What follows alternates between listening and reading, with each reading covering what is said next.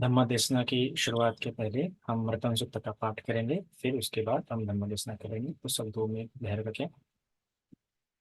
सबसे पहले इसके रतन सूत्र का उपदेश शुरू होने जा रहा है, इसलिए भी हम भगवान की उस वाणी को पहले पठन करेंगे। और संघ तो नहीं है, पर फिर भी दो भिक्षु है, भिक्खु है। इतनी सुंदर वाणी है, इसलिए भी अगर अकेले भिक्खु से हो तो अच्छा उत्तम ही है। अगर और भी भिक्खु रहे तो और भी उत्तम है। इसलिए भी आज हमारे साथ भिक्खु महानामो है, जो कि मेरे सह ब्रह्मचारी है और गुरु भाई भी है। हम हमारे उपज्जा है और आचार्य दोनों एक ही है। बनते महानामो काफी लंबे समय से जतिंद्र शासन में तपते हुए आ रहे हैं, साधना में। और यहाँ तक कि जो भगवान की वाणी को बहुत शुद्ध तरीके से भगा बनते महानामो पठन कर पाते हैं। तो आज हमारा लाभ है, हमारा पुण्य है, जिनकी उपस्थिति आज हमें प्राप्त हुई है। आशा करते हैं आप लोग शांत चित्त से, एकाग्र चित्त से इस महाप्रतापी महापरित्राण को ग्रहण करेंगे। अपने त्रिविध जो भी दुख होंगे उसे दूर करेंगे। साधु साधु साधु। नमो तान्सा भगवतो अरहतो सम्मा सम्बुद्धान्सा नमो तान्सा भगवतो अरहतो सम्मा सम्बुद्धान्सा नमो तान्सा भगवतो अरहतो सम्मा सम्बुद्धान्सा यानि भूतानि समागतानि भूमानि वा यानि वा अन्तरिक्षे सावेव भूता सुमना भवन्तु वातोऽपि सर्गान् च शृण्वन्तु भासितां तस्माहि भूतानि सामेत सब्बे मेतां करोतमानुषीया पचायति वाचरातो च हरन्ति ये बलिं तस्माहि राखत आपमत्तायं किञ्चिवेदां इदवा उरौ वा सखेषु वायं रतनं पनीतं ननो समाङ्गति तथागतेन इदं विबुद्धे रतनं पनीतं तेन सचेन सुवाति होतु खयं विरागं अमतं पनीतं यदा जगासाकयमुनि समाहितो न तेन धम्मेन समाधिकिं इदं विधम्मे रतनं पनीतं एतेन सचेन सुवाति होतु यं बोधसेतो परिवन्न ईशुचिं समाधिमानन्तरिकय्यमाहु समाधिना तेन समो न विजति इदं विधम्मे रतनं पनीतं एतेन सचेन सुवाति होतु ये पूगलाठशतं पसत्ता चत्तारि एतां नियुगानि होन्ति ते दाक्षिणेय्या सुगता ससावका एते सुदिन्नानि महाफलानि इदम्पि सङ्घे रतनं पनीतं एतेन सचेन सुवाति होतु ये सुपयुता मनसा दर्हेन निकामिनो गौतमशासनामिते पातिपाता अमतां विगह्य लतामुदानि भूतिं गुञ्जमाना इदम्पि सङ्घे रतनं पनीतं एतेन सचेन सुवाति होतु यतीन्द्रकिलो पटवीसितोऽसि चतुर्विवाते हि असम्बकं पियो तथुपमां सपुरिसं वदामि यो अरियसचानियवे च पश्यतीदं विसङ्खे रतनं पनीतं एतेन सचेन सुवाति होतु ये अरियसचानि विभावयन्ति गम्भीरपय्येन सुदेशितानि कृत्यापि ते होन्ति भूषापमाता न ते भवाङ्गठमं आदियन्ति इदं विसङ्खे रतनं पनीतं एतेन सचेन सुवाति होतु सः वसदसनसम्पदायतया सुधामा जहिता भवन्ति सक्काय दिति विचिकिञ्चितं च शिलं बतं वापि यथा दिकिञ्चित् चतुःपाये हि च विपमुतो छचाभिठानानि अबभुकान्तु इदं विसङ्खे रतनं पनीतं एतेन सचेन सुवाति होतु किञ्चापि शोकं करोति पापकं कायेन वाचा उदचेतसा वा अभावसो सपटि छदाय अभावतादिठपदा सवोता इदं विसङ्खे रतनं पनीतं एतेन सचेन सुवाति होतु वनपगुम्भे यथा भूषिता गिम्हानमासे पटमास्मि गिम्मे तथुपमं धम्मवरं अदेशयि निब्बानगामि परमं हिताय इदं विबुधे रतनं पनीतं एतेन सचेन सुवाति होतु वरो वरय्यु वरदो वराहरो अनुत्तरो धम्मवरं गदेशयि इदं विबुधे रतनं पनीतं एतेन सचेन सुवाति होतु हीनं पुराणं नवनाति सम्भवं विरतचित्तायति के भव समिन्ते खीन बीजा अविरूढि छन्दानि बन्ति धीरा यथायं पदीपो इदं विसङ्खे रतनं पनीतं एतेन सचेन सुवाति होतु यानि दभूतानि समागतानि पुम्मानि वायानि व आन्तलिके तथागतं देवमनो सपूजितं बुद्धं नमसाम सुवाति होतु यानि दभूतानि समागतानि पुम्मानि वायानि व आन्तलिके तथागतं देवमनो सपूजितं धम्मं नमसाम सुवाति होतु यानि दभूतानि समागतानि पुम्मानि वायानि व आन्तलिके तथागतं देवमनो सपूजितं सङ्घं नमसाम सुवाति होतु। साधु साधु साधु। तो अभी भगवान की इस वाणी को हमने एक बार श्रवण कर लिया है। उसके अनुसार आज से हमारी जो प्रवचन श्रृंखला है वो शुरू हो जाएंगे। रतन सूक्त के एक एक शब्दों को शब्द सा अर्थ समझने का प्रयास करेंगे और जिस वाणी से कई चक्रवालों के देवताओं का बड़ा कल्याण हुआ है, आशा करते हैं कि आप सभी का कल्याण है। और हम बड़े साधुवाद देते हैं, बहुत ही आभार प्रकट करते हैं कि भिक्खु महानाओं आज के इस सूत्र में हमने सहभाग लिया और हमने अनुकंपा की। हम सभी इसके लिए उनका बहुत बहुत साधुवाद करते हैं। बहुत बहुत साधुवाद बनते भिक्खु महानाओं जी। साधु साधु। तो जैसे कि आज तो सबसे पहले हमें भिक्खु महानामो जी का आशीर्वाद मिल गया, उनका साथ मिला हमें, और इस साथ के साथ आज से हम ये प्रवचन श्रृंखला शुरू करने जा रहे हैं, जिसमें हम क्या करने वाले हैं, रतन सूक्त को समझने का प्रयास करने वाले हैं। मुझसे भी पहले कई सारे शीलवान और प्रज्ञावान भिक्षु ने इस पे धम्मदेशना दी है। उन सभी को वंदन करते हुए, उन सभी के चरणों में सुमन अर्पण करते हुए यह सूत्र की समझने का प्रयास करने वाले हैं। ऐसा नहीं कि यह सूत्र मेरे द्वारा बहुत अच्छे से समझाया जाएगा या हटके समझाया जाएगा, या मेरे द्वारा जो समझाया जाएगा वही सही होगा या वही उत्तम होगा, है ना।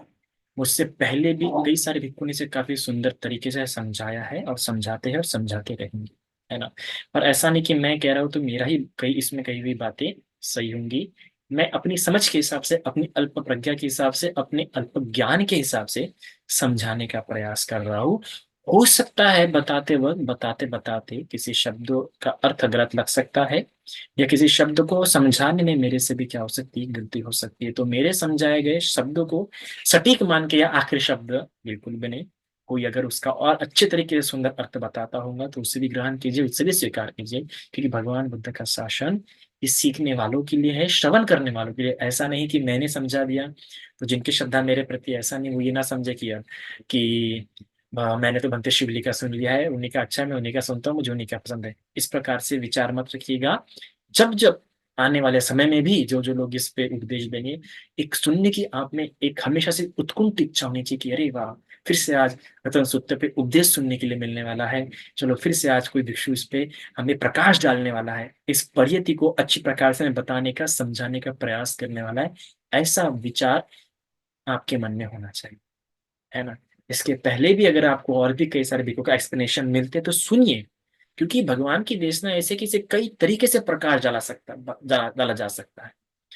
भगवान की देशना में क्या होता है, भगवान की देशना में आप देखिए, भगवान ने एक ही चीज को कितने तरीके तरीके से समझा के बताया, एक ही उपदेश को देखा जाएगा तो भगवान की जो ये त्रिपिटक है, पूरा सुत्त पिटक देखेंगे, सुत्त पिटक में क्या हुआ है। सुत्त पिटक में भगवान ने एक ही चीज को, उन चार आर्य सत्य को ही अलग अलग तरीके से लोगों को समझा के बताया है। जितने भी उपदेश दिख रहे हैं ये और कुछ नहीं, चार आर्य सत्यों को ही समझाने का प्रयास है। लोगों ने उस बात को समझा और चार आर्य सत्य का बोध हो गया कि मुक्ति तो उसे संभव है ना, आप कुछ भी करें, जब तक चार आर्य सत्यों को दर्शन नहीं होता तब तक मुक्ति नहीं होती, चाहे सोतापति हो, सुकृतागामी हो, अनागामी और अंत हो। वो सभी क्या कर रहे हैं, ये विपश्यना में क्या कर रहे हैं, सती संप्रजन्य में क्या कर रहे हैं, ये पंच उपादान स्कंदों में क्या कर रहे हैं, इन सभी जगहों पे हम चार आर्य सत्य को ही देख रहे हैं। अनित्य को, उन अणुओं को मरते हुए देखना, उत्पन्न होते हुए देखना, स्थिति के देखना क्या है, दुख सत्य को देखना, दुख निरोध सत्य को देखना, दुख निरोधागामिनी पटिपदा को देखना ही मतलब ये क्या है, पूरा है। तो इसलिए उससे पहले भी जिन लोगों ने बताया है, बहुत सुंदर तरीके से बताया है, होगा ही, उसमें कोई शंका नहीं। तो उनका भी कभी सुनने के लिए जबरदस्त सुनिए, और इसी प्रकार मन को प्रमोदित कर दीजिए कि अरे फिर से कोई सूत्र पे बात करने वाला है, कि देवता लोग भी वैसा ही करते थे। जब भी कोई उत्पन्न होता था, जब भी कोई बुद्ध उत्पन्न होते थे तो उनके मन में क्या आता था, अरे ओ सौभाग्य हमारे कि फिर से कोई इन चार आर्य सत्यों पे, इन आर्य अष्टांगिक मार्ग पे प्रकाश डालने वाला है। जब महामंगल सूत्र का उपदेश हुआ, कैसी बात चली देवताओं में, यही तो बात चली कि अरे चलो फिर से उस महामंगल सूत्र का पठन होने वाला है। तो इसीलिए हम फिर से इस पे प्रकाश डालने वाले, फिर से समझने वाले हैं। और सबसे महत्वपूर्ण बात कि ये जो सुत्त है, ये सुत्त भी कितने दिनों तक वैशाली में पठन करता गया। 7 7 दिनों तक वो लोग सुनते थे इस सुत्त को, 7 7 दिनों तक इस पे उपदेश चलता था, इस रतन सुत्त पे 7 7 दिनों तक वैशाली में। आप देखिए ना, 7 दिन तो लगातार इसका पठन चलता रहा वैशाली में, इसका उस पे लोग उपदेश सुनते गए। तो इसलिए हम इस सुत्त को समझने का प्रयास करने वाले हैं। तो सबसे पहले ये जो लिखा गया है, कोटि सत्त सहस्रेषु, आप लोग पढ़ सकते हैं, आपके स्क्रीन पे दिख रहा होगा, इसलिए मैंने इसको ऐसा बनाया। आप लोग भी पढ़िए अपने अपने आप, अपने मन में। तो कोटि सत्त सहस्रेषु चक्रवालेषु देवता, यस्सानं पटिगन हन्ति यंच वेशालिया पुरे, रोगा अमनुष्या दुर्भिक्षं। ये 3 प्रकार की बात है बरं। रोगा अमनुष्या दुर्भिक्षं संभुतं त्रिविधं भयं, संभुतं त्रिविधं भयं, क्षिप्पं, क्षिप्पं जल्दी से, क्षिप्पं तत्काल, क्षिप्पं अंतर्धापेसी, अंतर्धान हो गया, नष्ट हो गया। कैसे हुआ? कैसे हुआ ये? कैसे क्या ये एकदम से नष्ट हो गया? ये तिविदंग जो भयंकर, ये तिविद जो भय था, ऐसे क्या नष्ट हुआ? तो परितंग तंग बना मही। कितना प्यारा बताएंगे कि परितंग तंग बना मही। अरे भिक्षुओं, अरे उपासकों, अरे आने वाली पीढ़ियों, सुनो। त्रिविधं भयं की तीन प्रकार का जो भय था, क्षिप्तंग अंतर्धापे से, कि अरे क्षिप से, तुरंत से, तत्काल से, अंतर्धापे से गायब ही हो गया, नष्ट ही हो गया। तो कैसे हुआ? सिर्फ इसी से हुआ कि परितंग तंग बना में। कौन था विपश्यना साधक वहां पे? कौन था इतना अच्छी प्रकार से पका हुआ था? कोई इतने अच्छी प्रकार से पका हुआ नहीं था, पर देखो, परितंग तंग बना में, किसी भी इस परित्राण के पठन से, इस परित्राण के कहने से, विद्धि विदंग भयं क्या हो गया? समाप्त कर दिया। पर कैसे समाप्त हुआ? तो पटिगन हंती, कि स्वीकार किया उन लोगों ने, और बड़े गहन रूप से, एक एक शब्द को बड़े गहन रूप से स्वीकार किया उन्होंने। उसको स्वीकार करते करते इधर बुद्ध कहते गए, इधर आनंद कहते गए, और उधर लोग स्वीकार करते गए, स्वीकार करते गए, जानते गए। स्वीकृति मतलब क्या? जानते गए अपने अनुभव के स्तर पे। देख रहे थे नहीं, त्रिविधम जो भय था, जो रोग का भय था, जो अमनुष्य का भय था, दुर्भिक्षं, ये जो पूरा अकाल आके पड़ा था, जो तीनों प्रकार का भय। और कौन सी आपदा पड़ी थी? एक स्वस्थ जीवन में किसी को तो रोग की समस्या होती है, तो किसी किसी का रोग पहचान में नहीं आता है, रोग नहीं होता है। वैसा कोई अमनुष्य, अमनुष्य घटनाएं उसके जीवन में होने लगती, जो दिख के नहीं दिखते। नहीं तो दुर्भिक्ष, दुर्भिक्ष जो सामूहिक होता है। तो जब दुर्भिक्ष आता है, ये सबसे बड़ी खतरनाक होता है, तो जो जिसे अकाल कहते हैं। क्योंकि अगर अकेला रोग आया, डॉक्टर के पास जाने की संभावना है। किसी की शरण तो जा पाएंगे, रोग आने पे डॉक्टर के पास जा सकते हैं, माता पिता के पास जा सकते हैं, पत्नी होती है, अपने ज्ञाति होते हैं हमारा देखभाल करने के लिए, तो उनका आश्रय लेके, उनका सहारा लेके रह पाता है इंसान। तो रोगों में कुछ संभावना है किसी के शरण जाने की, किसी का आसरा मिलने की, किसी का सहारा मिलने की। तो उनसे अगर पुण्य होंगे तो भरोसा उपलब्ध हो जाता है। अगर अमनुष्य भय होगा, तो रिद्धिमान भिक्खु, रिद्धिमान साधु सन्यासी, या अच्छी प्रकार श्रद्धा उत्पन्न हो करके, या शीलों का धारण करके, शीलों को अपना कवच बना के, इस अमनुष्य भय से भी दूर होने की संभावना उपलब्ध रहती है। और अगर दुर्भिक्षण, दुर्भिक्ष, अकालिया पड़े, तो किसके पास जाऊंगे? क्योंकि ना उसमें माता, ना पिता, ना ज्ञाति, ना शील, ना कुछ, इसमें कोई इतनी पावरफुल रूप से, क्योंकि सामूहिक रूप से भोग रहे हो तुम ये कर्म। तो किसी के शरण में जाओगे, कि जिस जिसके शरण में जाओगे, वो भी यही रोग, यही अमनुष्य, यही सब कुछ झेल रहा है। इसमें तो स्वयं को मजबूत होकर किसी और को भी सहारा देना, और किसी और को उसको भी मजबूत होकर हमें भी सहारा लेना है, तो इसमें तो कुछ काम नहीं आने सरा। और ये तीनों प्रकार के भय से त्रिविधं भयं कहा गया, इसी कारण से इसे त्रिविधं भयं कहा है। रोग का भय था, अमनुष्य का भय था, और दुर्भिक्षम किसका था? तो तो ये शुरुआत एक साथ हो गई, एक के बाद एक। प्रमादी होने के कारण, अगर मैं इस समझने का प्रयास करूं, तो मुझे लगता है कि वो लोग प्रमाद में हो गए थे, उनमें अहंकार आ गया था शायद से वैशाली के लोगों में। और इसीलिए शायद से एक के बाद एकदम से ये रोग नहीं आया, धीरे धीरे करके एकदम से आया। सबसे पहले रोग, जितना मैं समझने का प्रयास किया, रोग आया। तो जब इस प्रकार का रोग आया, जिसमें उन लोगों ने शरीर को क्या किया? जलाया नहीं, शरीर को फेंकना शुरू कर दिया, वैसे ही रखना शुरू कर दिया। इसमें पता चलता है, तो शरीर को फेंकना शुरू किया। तो जो शरीर को फेंकना जब शुरू हुआ, तो जो मरे पड़े शरीर से क्या हो गए? अमनुष्य। और जो अमनुष्य लोग, जैसे यक्ष वगैरह वगैरह, प्रेत वगैरह वगैरह, घूमंड वगैरह वगैरह, जितने भी सत्व होते हैं, विशेष रूप से चतुर्महाराजिक देवलोक के अंडर में जो देवता लोग आते हैं, विशेष रूप से कौन थे? आकाश, आकाशठा देवता, जो आकाश के देवता होते हैं, भूमसठा देवता, जो भूमि पे रहने वाले देवता होते हैं, या फिर रुखट्टा, जो वृक्ष पे रहने वाले देवता होते हैं। अरे इंडिया देवता, या उससे नीचे वाले भी जो सत्व होते हैं, और जो अमनुष्य होते हैं, जिनको मनुष्य नहीं कह सकते, ऐसे क्या हो गए? आकर्षित हो गए उन मरे पड़े शरीर के कारण। है ना, वो खाना वगैरह शुरू हुआ, तो उससे क्या हो गया, अमनुष्य सत्व फैलना शुरू हो गया। और धीरे धीरे करके कुछ, क्योंकि कुछ सत्व ऐसे होते हैं जिनके प्रवेश से ही, जिनके आने से ही क्या हो जाता है, जीवन में सब उल्टा होना शुरू हो जाता है। महाराष्ट्र में एक बड़ा प्यारा शब्द है खुसरी। कुछ कई लोग बोलते हैं यार ये खुसरी लागली घरात, है ना, पैसा नहीं टिक रहा, कुछ नहीं टिक रहा।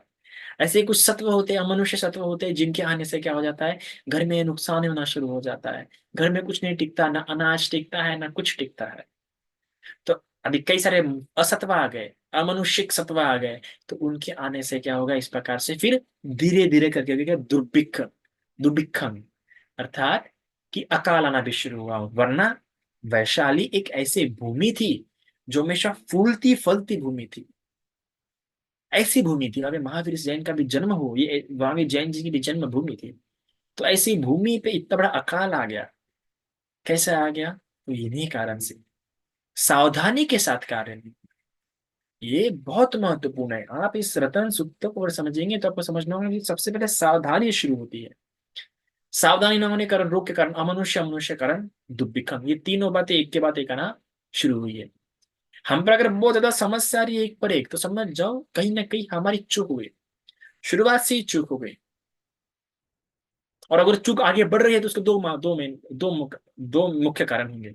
एक तो सही परत घोष, पाली शब्द है, दो बातों के कारण और हमारी गलतियां बढ़ रही, तो परत घोष के अच्छे प्रकार से शब्दों को सुनने नहीं मिल रहा, सही उपदेशों को, सही मार्गदर्शन नहीं मिल रहा, सही वचनों को सुनने का अवसर नहीं मिल रहा, या फिर दूसरा कल्याण मित्र नहीं मिला। ये दो चीजें ना मिलने का, या दोनों में से एक चीज भी मिल गई, तो भी ये तीनों में से उनका ये तीनों बातें इतनी बड़ी नहीं रहती वैशाली में। रोग के समय में या अमनुष्य के समय में तो भी अगर उनको एक तो परत घोष या फिर कोई अच्छे शब्द या फिर कल्याण मित्र, इन दोनों में से कुछ एक मिल गया रहता, तो ये बहुत जल्दी इस आपदा से वो लोग, इस त्रिविधंग भय से निकल के आ गए थे। और क्या हुआ आखिर में, निकले भी कैसे इससे, जब ये दोनों चीज उन्हें एक साथ प्राप्त हो गई, परत घोष और कल्याण मित्रता। भगवान क्या निश्चय किया, भगवान आ गए, आनंद आ गया, कल्याण मित्र प्राप्त हो गए। फिर उन्होंने क्या किया, उन्होंने उपदेश दिया, वचन सुना भगवान के, तो दोनों चीजें एक साथ प्राप्त हो गई। तो देखो त्रिविधम भय, तीनों बातें, तीनों जो भय थे, जो स्थान ले रहे थे, वो सारे क्या हो गए, नष्ट हो गए। वरना भय मन में स्थान ले तो अमनुष्य की ताकत भी क्या होती है, बढ़ जाती है। और जो अकाल होता है, उस अकाल में व्यक्ति ढंग से काम नहीं कर पाता, सूझ नहीं पाती कि क्या करना चाहिए।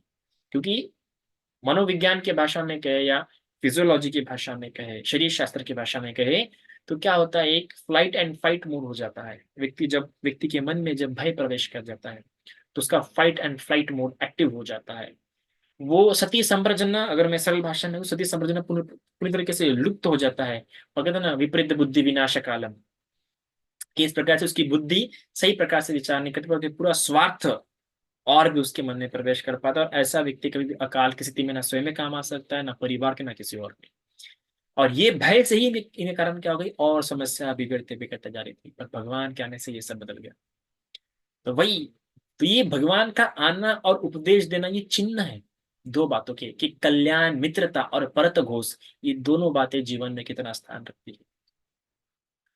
ये दोनों अगर आपके जीवन में आते हैं तो ही आपके, कितनी बड़ी आपदा क्यों ना हो, कितना बड़ा रोग क्यों ना हो, कितना बड़ा अमनुष्य भय भी क्यों ना हो, और दुर्भिक्ष अकाल भी क्यों ना हो, ये आपके जीवन से निकल सकते हैं। पर इन दोनों चीज की आवश्यकता होती है। तो यही हम इस उपदेश में समझने वाले हैं। तो कोटि सत्त सहस्येषु, कोटि, शत सहस्त्र कोटि, हजार चक्रवात, 10,000 चक्रवात, सहस्येषु इतने सारे, कोटियों के रूप में। तो क्या, चक्रवाल, चक्रवाल मतलब चक्रवाल, एक चक्रवाल मतलब क्या होता है, एक चक्रवाल मतलब होता है जिसमें एक सुमेरु पर्वत होगा। मतलब 31 लोक से एक चक्रवाल बनता है। एक चक्रवाल में 31 लोक होते हैं, ठीक है। और एक चक्रवाल में एक सुमेरु, एक महाब्रह्मा, एक इंद्र और एक ही बुद्ध उत्पन्न होते हैं। तो इस प्रकार से कितने ही चक्रवाल, तो शत सहस्त्र चक्रवाल से क्या हुआ था, तो देवता आए थे। तो कैसे कैसे देवता होंगे, कितने ही प्रकार के देवता होंगे, ब्रह्मा होंगे, सुब्रह्मा होंगे, देवता होंगे। आए होंगे, कितने दूर से आए, क्यों आए? क्योंकि उसकी अहमियत को, सुक्त की अहमियत को लोग समझते थे कि भगवान एक ऐसी चीज बताने वाले हैं, उनको नहीं पता कि कितनी सुंदर चीज है वो।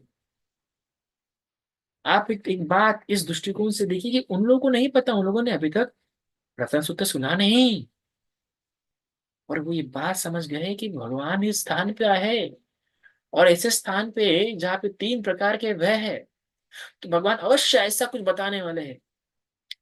भगवान अवश्य ऐसा कुछ तो करने वाले हैं ना, कि जिससे ये सभी कुछ दूर होने वाला है। इतना वो लोग समझ गए थे, भगवान के आगमन से समझ गए थे वो लोग।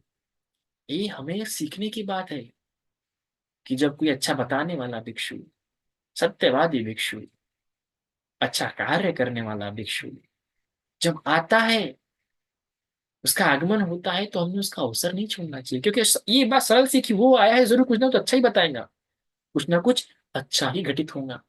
ये होता ही है, इसलिए देवता लोग भागे भागे आए। अरे एक चक्र वाले तो इतने सारे चक्र वालों के देवता भागे भागे आए। यही तो कारण है कि समझते थे वो बात, अच्छा सुनने के लिए मिलेगा ही मिलेगा, और अच्छा भी घटित होगा ही होगा। हमारे भी, हम भी जब थे तो हमारे जो भी ग्रुप में लोग काम करते थे, आज वो हमारे ग्रुप का जो हमारा टीम्स थे, उसमें भी आज कई सारे लोग अच्छे अच्छे नौकरी पे लग गए, कई सारे लोगों का जीवन बदल गया, कई सारे लोगों का जो काम अटके हुए थे वो काम शुरू हो गए। कई सारे जो मेरे टीम मेंबर्स, जब मैंने टीम बनाया था नागपुर में, उसके कई सारे लोग अच्छे अच्छे जॉब्स पे लग गए, अच्छी मैरिज लाइफ उनकी सेटल्ड हो गई है। तो क्यों? तो ये होता है, जब अच्छे कर्म करते हो तो बुरा कुछ नहीं होगा, अच्छा ही आएगा, है ना? पर अगर बुरे लोगों के संगतों में आ गए, तो फिर बुरा होना शुरू हो जाता है, फिर वो भिक्खु ही क्यों ना हो। मैं भी अगर बुरे लोगों की संगति में आता हूँ तो मेरे साथ भी बुरा था, कि भगवान कहते हैं ये कल्याण मित्र की संगति प्राप्त हो गई तो अच्छा ही अच्छा घटित होगा, आगे जाके सब कुछ अच्छा ही अच्छा प्राप्त होगा। और बुरे मित्र की संगति प्राप्त हो गई तो सिर्फ तुम्हारे जो अकुशल कर्म होंगे वही फलित होंगे। और हम सभी अपने जीवन में, आज इस जन्म में नहीं तो अपने पूर्व के जन्म में अकुशल कर्म करते हैं। अगर तुमने उनको अवसर नहीं दिया तो क्या पता वो फलवित नहीं होंगे और अहोसी कर्म बन जाएंगे। अहोसी कर्म मतलब ऐसे कर्म जो कभी फल ही नहीं देंगे, तो ऐसा भी हो सकता है। पर अगर तुमने अवसर दे दिया तो वो अकुशल कर्म फल भी दे देंगे, और गलत समय पे फल दे दिए तो रे और भी जीवन में क्या हो जाएगा। तो वही हुआ वैशाली के लोगों के साथ, एक तो प्रमाद किया, नजरअंदाज किया, और उससे कारण से क्या हो गए, अकुशल कर्मों ने फल देना शुरू किया, और ऐसा फल दिया कि देखो कितने ही लोग मरते गए वैशाली। अवसर देते हो तुम ही कर्मों के फलों को। मैंने भी अपने जीवन में ऐसे कई सारे गलती किया, तो जानो समझो। इसलिए लोगों से इसी प्रकार संबंध रखो, इसी प्रकार संपर्क हो कि धर्म मिले, और उस रास्ते पे चलते हुए बुरों के संग के ना मिले। थोड़ा नुकसान होता है, मुझे भी मिली है, और मेरे कई सारे लोगों को भी मिली, तो उनके जीवन में भी अकुशल बातें घटित हुई। तो उससे सावधान हो जाओ, जैसे वैशाली के लोग सावधान नहीं हो पाए, और हमें सावधान होना है। इस प्रकार देवता लोग ये बात समझे, इसलिए सारे चक्रवालों से आ गए। कई सारे लोग मुझे कहते हुए सुनते हैं, नहीं ना बनते जी, बहुत दूर पड़ जाएगा। नहीं, अरे दूर वगैरह छोड़ो, मत जाओ मिल लो। मैं अक्सर एक करता था कि जब भी मुझे पता चले कि कहीं भी कोई अच्छे बनते जाए, जाओ तुरंत मिलने चले जाओ, जाओ तुरंत में दर्शन कर लो, चलो उपदेश सुन लो, कुछ तो कर लो, कल्याण होता ही है। अगर वो सत्यवादी भिक्खु है, शीलवान भिक्खु है, अच्छे वचन है उसकी, धर्म को अच्छे से बताता है, कम से कम कुछ तो शील, नहीं तो सत्यवादी होना, है ना, नहीं तो धर्म को अच्छे प्रकार समझा के बताने वाले से होगा, तो बड़ा कल्याण होगा ही होगा, किसी ना किसी रूप में तो होगा। तो जाता था, और मुझे पता चले कि अरे ये भिक्षु अच्छा है, तो उनको अपने विहार में लाऊंगा, बाकी लोगों को भी सुनाऊंगा कि भाई सुन लो, तुम भी अपना कल्याण साध लो, है ना। क्योंकि याद रखना, जब प्यासे को प्यास लगती है तो कुआं उसके पास चल के नहीं आता है, प्यासे को खुद जाना पड़ता है ना। उसी प्रकार से, तो वो व्यक्ति प्यासा अपनी प्यास को देख सकता है, वो अपनी प्यास को समझ सकता है कि अपने पास पानी रखेगा, इसको पता है कि प्यास अभी नहीं है, पर कल लगेंगे जरूर, क्योंकि ये मानवीय स्वभाव है। भूख और प्यास ये लगती रहेंगी, अभी भले ही मेरा पेट भरा होगा, अभी मुझे प्यास लगी रही होंगी, और बाद में लगेंगी ही। तो इसलिए अभी भले ही पैसा होगा, फिर भी अभी भले ही पैसा नहीं होगा, पर फिर भी चला जाएगा पानी लेने के लिए। तो उसी प्रकार धर्म श्रुत जो उपासका को कहा गया है, यही इसी अर्थ में कहा गया है कि आप सुनेंगे, धर्म सुन रखने की इच्छा रखेंगे। इस प्रकार इन देवताओं ने, इतने चक्रवालों के देवताओं ने आ गए, कम बात है क्या अपना अपना अपना देवलोक छोड़ के, अपना सुख छोड़ के आना इतना आसान बात नहीं है, इतना ये सब छोड़ के आए थे। तो वो भी उनके पूर्व के पुण्य थे, जो पुब्बे पहले के पुण्य थे उनके, इसलिए आए। वरना एक चक्रवाल में कितने देवता होते? इस चक्रवाल में भी कई से देवता थे, और सभी के सभी आए क्या? नहीं। तो हमें भी इस प्रकार पुण्य कर्म करना, इस प्रकार के मित्रों के संगति में रहना है कि वो हमें लेके जाए संग की ओर। व्यक्तिगत आसक्ति, व्यक्तिगत भिक्खु की आसक्ति रखोगे, ऐसे व्यक्तिगत चलोगे तो क्या हो जाएगा? नहीं जा पाओगे। उसी व्यक्ति की आसक्ति में, उसी भिक्खु की आसक्ति में पड़े रहोगे, और इस जन्म में भी कुछ प्राप्त नहीं होगा। और जब बुद्ध का शासन रहेगा, जब बुद्ध उपदेश दे रहे होंगे, तभी तुम अपने महल में अप्सराओं का आनंद लेते हुए, सोने चांदी का आनंद लेते हुए बैठे रहोगे, और जाओगे नहीं। बाकी सारे देवताओं को जाते हुए देखोगे, पर तुम नहीं जाओगे, अपने महल में बैठे रहोगे। ऐसा ही होता है। इसलिए भी मैं अक्सर कहता हूँ, जब पता चले कि पास में कोई भिक्खु आया, चले जाओ। अरे रोज रोज जाके तो कम से कम एक बार जाओ, दर्शन तो करके आ जाओ, फिर मत जाना, पर कम से कम एक रहे कि नहीं भाई, कम से कम दर्शन तो करके आ जाता। 5-10 रुपए दान। और जो व्यक्ति, उसे पता लग रहा है कि अरे पास में कोई भिक्खु आने वाले, पर फिर भी मिलने नहीं जा रहा है, फिर भी दर्शन करने नहीं जा रहा और अपने घर में ही बैठा है, वो प्रमादी है। वो अपने जीवन में प्रमाद को स्थान दे रहा है, बड़ा दोष कमा रहा है मानसिक रूप से, अपने अंदर कलेश उत्पन्न कर रहा है, विकार उत्पन्न कर रहा है, अपने सती संप्रजन यदि हम नहीं जाना भी, जब पास है पर फिर भी नहीं जा रहे, तो हम हमारे श्रद्धा की हानि कर रहे हैं, हमारी श्रद्धा को काटते जा रहे हैं। इसलिए ऐसा ऐसा इग्नोरेंस स्वभाव बड़ा होने मत देना, वरना इससे तुम्हारी अविद्या मजबूत होंगी। अरे ये अविद्या को कटने के लिए अनागामी तक नहीं कटती। अविद्या के आवरण से ही लोभ द्वेष उत्पन्न हो रहा है। तुमको लग रहा होगा मेरा लोभ द्वेष कम हो रहा है, तो अच्छी बात है। लोभ द्वेष कम हो रहा होगा, पर अविद्या कम नहीं होगी तो कल फिर उत्पन्न हो जाएगा। अविद्या पे काम करना सबसे ज्यादा जरूरी है। और अविद्या में कैसे काम हो? इसी प्रकार से काम होगा, कल्याण मित्र के साथ रहेंगे, और परत घोष सुन के, श्रद्धा बढ़ा के। ये जहाँ पे श्रद्धा है, वहां पे अविद्या इतना से स्थान नहीं ले पाएंगे, विशेष रूप से आकारवती श्रद्धा। तो ये इतने सारे चक्र वालों के देवता इसलिए भी इसका लाभ ले पाए, क्योंकि उनमें श्रद्धा थी, या मित्रों की संगति प्राप्त हुई, या परत घोष पे श्रद्धा रखते थे। वो बात समझ गए थे। ये बात हमें समझना सीखना होगा कि नहीं नहीं, इन्हें अवसर नहीं मिलेगा, चलो चलते हैं। अरे बुद्ध है, चलो चलते हैं, अवश्य समय मिलेगा। चक्क वाले देवता तो कोटि सत्य सहस्येषु। अरे कितना आनंद मिलता है इस शब्दों को सुन के, कितना भाव विवरता कि अरे मेरी अकेले की श्रद्धा नहीं थी। ये शब्द सुनते ही कोटि सत्य सहस्येषु चक्क वाले देवता। अरे मैं अकेले नहीं सुन रही इस उपदेशों को, अरे मैं अकेले इस उपदेश को सुनने के लिए नहीं तरस रही हूँ। और कितने ही देवता लोग भागे भागे आए थे इस उपदेश को सुनने के लिए। कोटि कोटि सत्य सहस्येषु चक्क वाले देवता। ये शब्द सुनते बराबर, अरे मैं भी उनका हिस्सा बन रही हूँ, मैं भी उन लोगों में एक साथ जाके बैठ रही हूँ। ऐसा व्यक्ति विजुअलाइज, अनुभव करना, उसको बोध होना शुरू हो जाता है। इसलिए वो बड़े भाव से बोलता है। इसलिए तो जिसने प्रस्तावना लिखी है, ये सुत्त लिखा, वो बोल रहा है कि अरे तुम अकेले की क्या बात कर रहे हो, तुम अकेले क्या सुन रहे हो? अरे कोटि सत्य से इतने सारे देवता लोग, इतने सारे चक्र वालों के देवता लोग सुनने के लिए आए थे। यस्सानंग पटिगनहंति, इतने गहन रूप से, गंभीर भाव से आए थे वो। ऐसा नहीं कि हंसी मजाक से आए थे कि चलना बा बाई चल पाऊनी हूँ, काय सांगते तो बनते जी, ऐसा नहीं कि काय सांगते तो नहीं। उनको पूरा विश्वास था। पटिगन हंतु, गंभीर स्वभाव लेके गहनता के साथ आए थे पटिगन हंतु, कि चल रे बाबा। कलामो सम्मान नहीं था उनका काम कि चलो पूछ के आते, देख के आते कैसा है वो। नहीं नहीं नहीं, श्रद्धा के साथ, विश्वास के साथ आए थे कि होगा कल्याण, भला होके ही रहेगा। कुछ अद्भुत अनुभव करने के लिए, कुछ अद्भुत जानने के लिए मिलेगा, ये बातें समझ के आए थे वो। इसलिए पटेगन हाथू बोला गया है, गंभीरता के साथ, गहनता के साथ स्वीकार करने आए थे। ऐसा नहीं कि पहले ये ऑप्शन ने लेके नहीं गए थे कि अच्छा लगेगा तो स्वीकार करेंगे, ये ऑप्शन लेके नहीं गए। इस उपदेश के प्रति ये बात समझो, कल्याण होना ही है। ये सुनने वाले हो तो कल्याण होना ही है, ये सुनने वाले हो तो कुछ नया जानने के लिए मिलने वाला ही है। ये सुनने वाले हो तो मुक्ति का पथ खुलने वाला ही है। अरे ये सुनने वाले हो तो परिवर्तन होने वाला ही है। ये पटिगनहन, तो ये स्वीकार करने का भाव, ये पहले से ही स्वीकार का भाव आपने होना चाहिए, इसलिए पटिग्रहातु कहा गया है।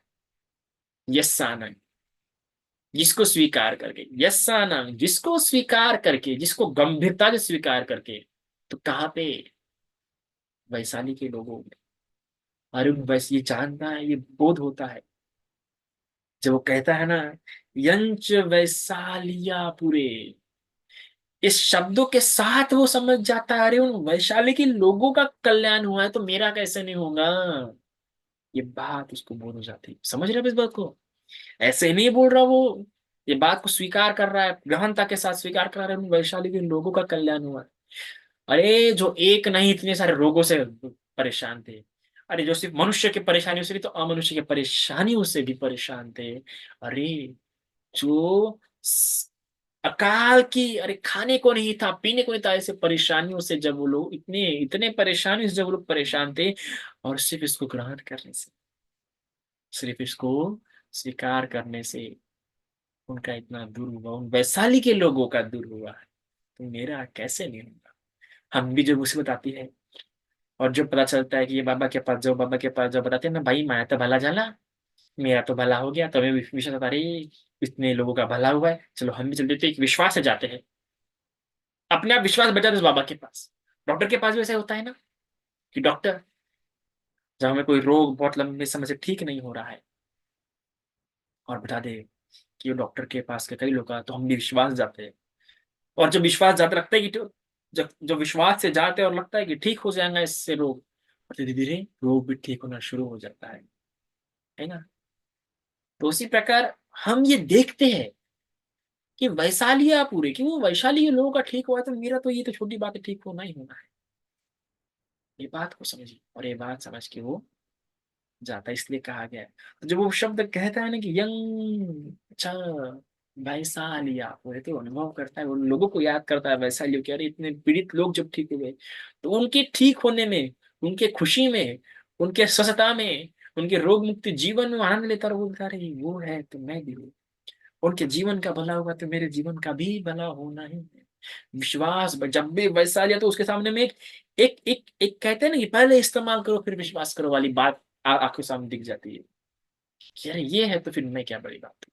इसलिए कहा गया है यंच वैसा लिया, कितने ही लोगों का भला हुआ है ना। श्रीलंका में कितना पठन हुआ, थाईलैंड में भी पठन हुआ कोरोना के काल में, और लोगों का भला हुआ। और इसलिए भी कि इसके पहले भी कई आचार्यों को बुलाया गया, जो उस समय जो 6 प्रसिद्ध आचार्य थे, उनको बुलाया गया, पर फिर भी ठीक नहीं हुआ। पर बुद्ध के आने से ठीक हो गया। उन लोगों ने सभी सभी उस समय के सभी डॉक्टर को ट्राई किया, सभी डॉक्टर्स को, उस समय के जितने भी आचार्य थे, गणाचार्य थे, उन सभी को बुलाया। वकीली गोसाई, पकुत का चैन, है ना, सभी को बुलाया, पर बुद्ध के आने से ही ठीक होगा। तो इसलिए भी और भी विश्वास बैठ जाता है, और इसलिए कहते हैं, ये पट गहन तू मेरे बाबा स्वीकार करो, गहनता के साथ स्वीकार करोगे तो होगा अमनुष्य दिखाओगे, तुम तो होना ही है। संभुतंग, जो इतने बार जो उत्पन्न हुए हैं ना, और क्या, जो भय जो मन में, तो इसलिए भय मुक्ति के लिए बड़ा सुंदर उपाय है। ये 3 प्रकार के भय से मुक्त हो जाता है। और ऐसे, और ये सूत्र यही पस्सी को वाला है, किप्पंग अंतर्धापेसी, अरे तत्काल ऐसा, तो ये शब्द पढ़ने के बाद तो एक जोश आ जाता है उसमें, एक कॉन्फिडेंस आ जाता है। अभी सिर्फ श्रद्धा की नहीं, वैसा लिया पूरे शब्द तो श्रद्धा उत्पन्न हो जाती है, पर एक किप्पंग अंतर्धापी से तो व्यक्ति के मन में तो ऐसा कॉन्फिडेंस, एक विश्वास, एक साहस सा उत्पन्न हो जाता है। जब वो कहता ना किप्पंग अंतर्धापी सी, अरे तत्काली, किप्पंग तत्काली हो गया, तत्काली सब कुछ अंतर्धापी सी गायब हो गया, ऐसा कॉन्फिडेंस से भर जाता है, ऐसा विश्वास से भर जाता है। जहाँ यंजंग वैशाली है, पूरा उसमें श्रद्धा भर देती है, श्रद्धा से उसको भर देती है, उसके शरीर में पूरी प्रीति भर देती है। वही किप्पक अंतर्धापी सी एक विश्वसनीयता, एक विश्वास का भाव उसके मन में उत्पन्न कर देती है, जब वो कहता है कि पंग अंतर्धापेसी, अरे तत्काल नष्ट हो जाते हैं, ऐसा वो बोध उसमें उत्पन्न हो जाता है। तो किससे? परितन तन बना, सिर्फ इस परित्राण के सुनने से, श्रवण करने से, ग्रहण करने से। क्योंकि श्रावक संग है तो इसलिए श्रवण करना। तो इसी को हम श्रवण करने का पूरा पूरा प्रयास करने वाले हैं इन आने वाले दिनों में। आशा करता हूँ और आप समझेंगे, और आगे से जब जब बोलेंगे तो एक एक शब्द आपके मन में बोलेंगे, आहा, कि कोटि सत्त सहस्रेषु चक्रवालेषु देवता। ऐसा मन, देखिए ना गुरु जी कितना प्यारा बोलते हैं। जब गुरु जी बोलते हैं, जब कोई श्रद्धावान व्यक्ति बोलता है तो अरे वो शब्द सुनते बराबर वैसी वो विजुअलाइजेशन, वो इमेज, अरे थेरेपी का काम करेंगे आपके जीवन में, थेरेपी का काम करेंगे। कि कोटि सत्त सहस्रवालेषु, कि कोटि सत्त सहस्रेषु चक्रवालेषु देवता यस्सानंग पटिगन्हन्तु। अरे इतने गंभीर रूप से ग्रहण किया था उन वैशाली के लोगों ने, इतने सारे देवता ने। यंचंग वैशालियं पुरे, कितना प्यारा शब्द है पुरे। आदि भाषा की भी सुंदरता को बताता है। तो रोगा मनुष्य तो बिखंग संबुदं भयं विविधं भयं क्षिप्पांगंतरधा कैसी परितंग तंग बराबर। वैसा आपको बोल होना चाहिए। तो कल हम वैशाली के बारे में जाने कि वैशाली क्या थी, वैशाली नगरी कैसी थी, उस नगरी के बारे में जान के फिर परसों से एक एक गाथा को समझने का प्रयास करेंगे। तो आशा करता हूँ समझाऊंगा। इतना आज के लिए काफी है। साधु साधु साधु।